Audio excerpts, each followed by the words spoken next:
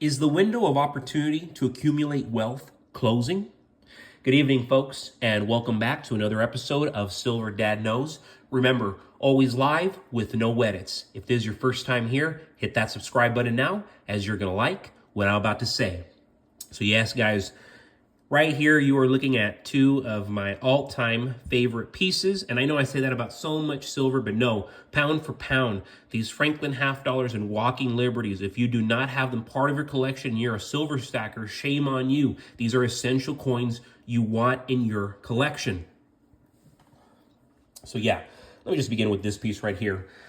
Of course, 1951 Franklin half dollar. I believe in one of my previous videos I had shown a 1950. So this is the 1951 Franklin half dollar, and these 1951 half dollars value doesn't follow its popularity.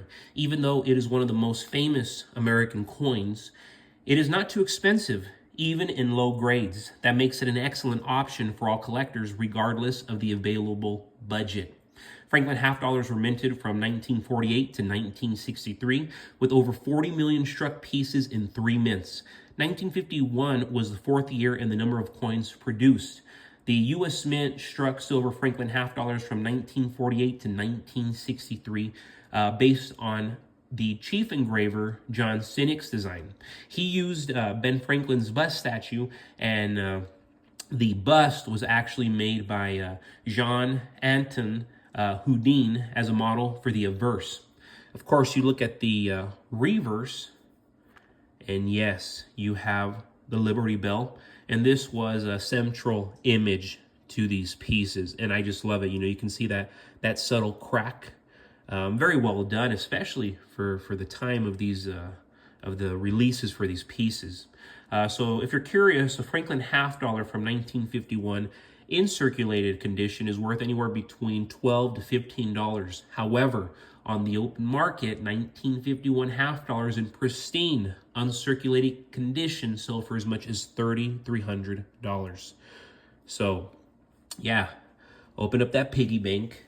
Do you have one in pristine condition? Do you have $3,300 sitting at home that you don't know about?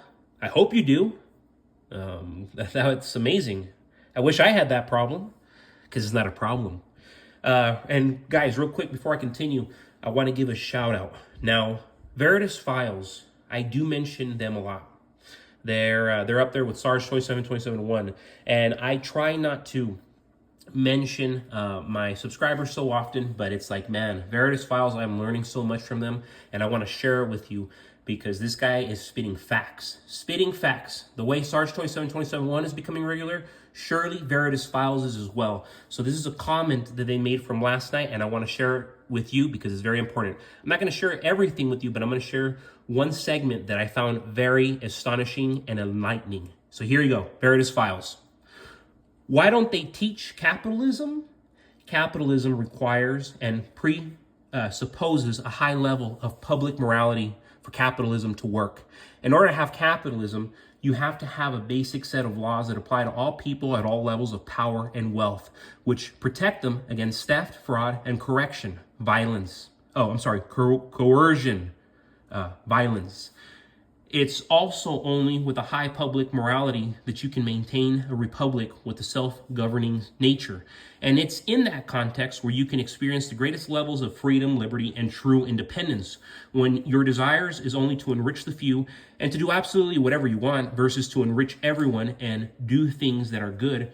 You don't support anything that lends itself to a high public morality or support things that facilitate capitalism. What you do instead is encourage divorce, single parenthood, promiscuous sex, abortion as birth control, laziness, victimhood, etc. You divide people into groups based on power, privilege, ethnicity, sexuality, and perceived power disparities. You lie to them about history, and you teach them to hate their country and those responsible for its creation. Yes, and that is why I'm sharing it. Because even though me, a 29-year-old, about to be 30 years old, yes, this is the reality of what we're living in. It's not the 90s anymore. It's not the 80s anymore. Times are changing for the worst. And There is a battle right now, a war happening for our souls. And we have to wake up to that. I know this is a silver channel. I don't mean to get off topic, but yes, this is a battle for our souls. And that's why I mentioned Veritas Files. So thank you so much. And, getting back to the silver game, markets can stay irrational longer than you can stay solvent. There's approximately 100 billion or less in silver above ground. We're accumulating that much debt right now every 10 days. Every 100 days, we're accumulating $1 trillion. Think about it. How much money is out there versus silver? There's an endless amount of printed paper, but only so much silver.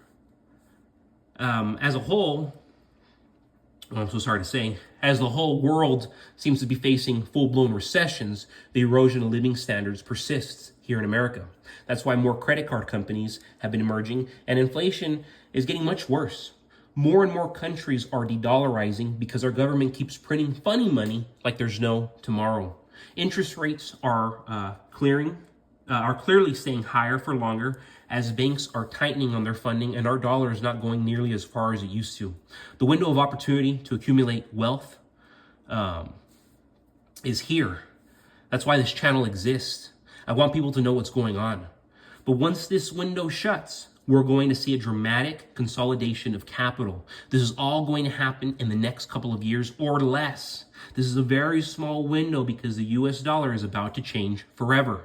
The elites have wanted to take away control of the monetary system and get it out of the hands of individual sovereign governments, individuals, and put it in the hands of Wall Street and the larger banks. The central bank structure in the US is controlled by Wall Street. Do not be mistaken. So quit wondering why things are the way they are. And yes, folks, right here, 1937, Walking Liberty $50. I simply just adore these coins, and that's why I'm actually been collecting every single year. So yes, these are struck in 90% fine silver at the San Francisco Mint.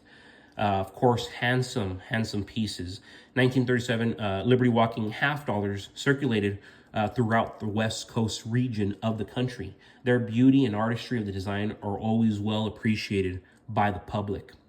These were actually designed by Adolf A. Weinman.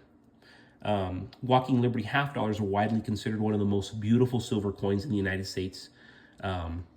Arguably some of the best coins ever struck here in the United States, and were issued from 1916 through 1947, becoming one of the most popular coins of all time.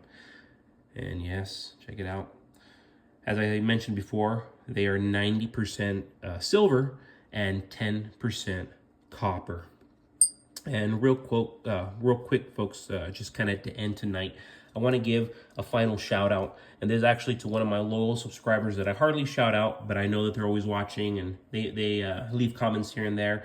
So yes, this is Edwin's Projects 7039, and this is actually from a comment from this afternoon, so just a few hours ago. Silver and gold are God's money. No one can change that. It will always be the standard 100%. So yes, very, very short comment. Normally I discuss lengthier statements, lengthier comments, but I want to give credibility to that. So much was said in 3 sentences. Silver and gold are God's money. No one can change that. It will always be the standard 100%. Powerful statements, each one. There's 3 statements right there. But indeed, silver and gold, this is God's money.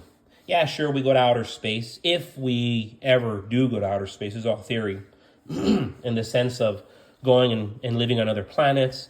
And yes, we're going to find an abundance of gold and silver. But the gold and silver on this planet right now, I mean, it's limited. What we have right now is what's always going to exist.